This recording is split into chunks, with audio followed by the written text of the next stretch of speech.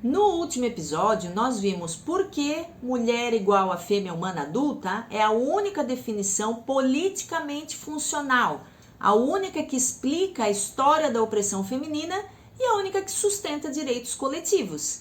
E é justamente por isso que essa definição está sendo atacada nas universidades ocidentais.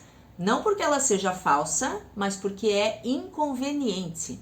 E hoje eu quero te mostrar como a academia, o lugar que deveria ser o espaço do pensamento crítico, se tornou em muitos departamentos um tribunal ideológico e como estudantes como a Connie Shaw estão sendo perseguidas simplesmente por dizer algo que até ontem era o básico do básico da biologia humana. O que está acontecendo não é espontâneo, não nasceu de debates teóricos e definitivamente não nasceu da ciência. As universidades foram sendo ocupadas por um discurso moralizado que funciona mais ou menos assim. Primeiro, você cria uma nova ortodoxia, a de que sexo não importa. Depois, você transforma a discordância em pecado político. Falar sobre biologia é violência. Em seguida, cria mecanismos de denúncia por ofensa à identidade. E, por fim, transforma a divergência em infração institucional, violação do Código de Conduta. Resultado, o espaço que deveria treinar pessoas para pensar se tornou um espaço onde discordar virou motivo para punição. Isso não é teoria de conspiração, é só olhar o que está acontecendo ao nosso redor.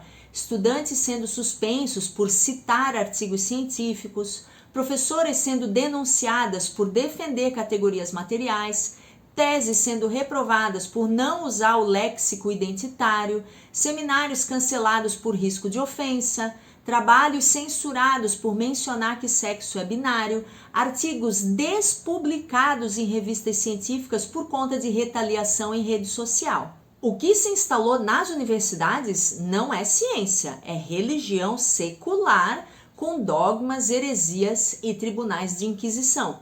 A Connie Shaw, estudante de filosofia, fez o imperdoável. Ela escreveu em uma avaliação acadêmica que mulheres são fêmeas humanas adultas e que sexo é binário. Uma frase absolutamente correta, uma frase compatível com toda a literatura científica e uma frase que, até 2010, ninguém ousaria contestar.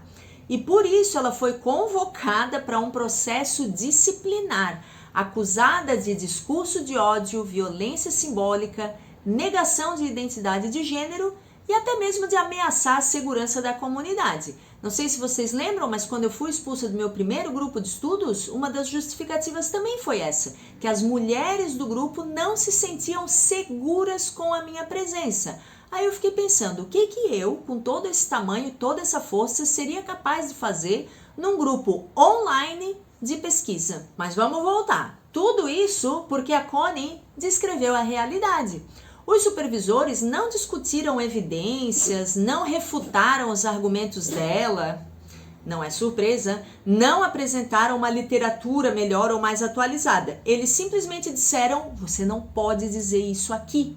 E aí fica a pergunta, como é possível que mesmo o mesmo ambiente que deveria formar pesquisadores, agora pune estudantes por enunciar fatos? A resposta é simples, porque o critério não é mais a verdade, é a conformidade.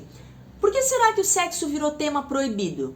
Porque o sexo material é o limite que impede certas fantasias políticas de avançar. Se sexo existe, se é binário, se organiza a opressão e se fundamenta os direitos coletivos, então a narrativa identitária perde a sua força normativa. E como essas narrativas não conseguem vencer o debate racional, elas precisam impedir que o debate aconteça.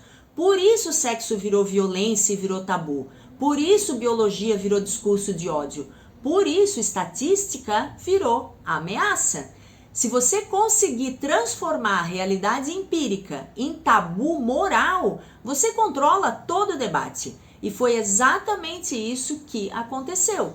O mais irônico é que a academia, que sempre denunciou regimes autoritários, agora repete os seus mecanismos. Dogma moral, pensamento único, classificação de dissidentes, tribunais internos. punições exemplares, como a da Beatriz Bueno, linguagem obrigatória e censura preventiva. A diferença é que agora isso é apresentado como proteção de grupos vulneráveis.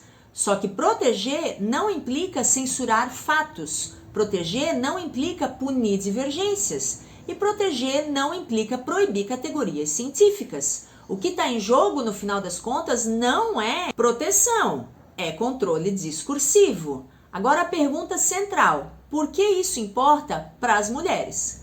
Porque quando você dissolve a categoria mulher, você dissolve a possibilidade de lutar pelos direitos das mulheres. Porque quando você transforma sexo em opinião, você transforma políticas baseadas em sexo em algo opcional.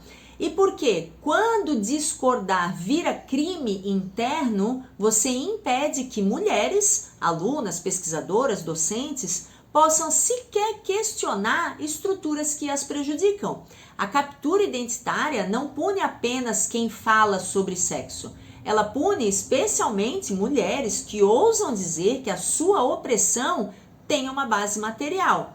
Se estudantes estão sendo disciplinadas por citar biologia, o próximo passo é óbvio: provas corrigidas politicamente, pesquisas proibidas, teses censuradas, artigos recusados por não adotarem linguagem inclusiva, departamentos inteiros se transformando em braços do ativismo institucional.